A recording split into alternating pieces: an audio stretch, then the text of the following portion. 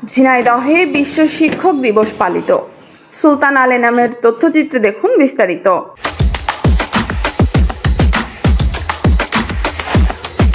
শিক্ষাগত পেশা মিলিত প্রচেষ্টার দীপ্তি, এই প্রতিপাদ্যকে সামনে রেখে ঝিনাইদহে উদযাপিত হয়েছে বিশ্ব শিক্ষক দিবস।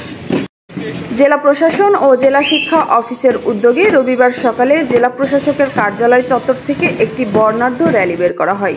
র্যালিটি শহরের প্রধান সড়ক প্রদক্ষিণ করে পুনরায় একই স্থানে এসে শেষ হয়। পরে জেলা প্রশাসকের সম্মেলন কক্ষে অনুষ্ঠিত হয় আলোচনা সভা। এতে প্রধান অতিথি হিসেবে উপস্থিত ছিলেন জেলা প্রশাসক মোহাম্মদ আব্দুল আওয়াল। বিশেষ অতিথি হিসেবে বক্তব্য রাখেন জেলা শিক্ষা অফিসার লুৎফর রহমান ও সদর উপজেলা নির্বাহী কর্মকর্তা হোসনে আরা। বক্তারা বলেন, জ্ঞান, নৈতিকতা ও মানবিক মূল্যবোধে সমৃদ্ধ প্রজন্ম গড়ে তুলতে শিক্ষকদের ভূমিকা অপরিসীম। তারা শিক্ষকদের মর্যাদা ও পেশাগত উন্নয়নে সম্মিলিত প্রচেষ্টার আহ্বান জানান। মুস্কান রুবায়েত মীরা, সবুজ বাংলা টিভি, ঝিনাইদহ।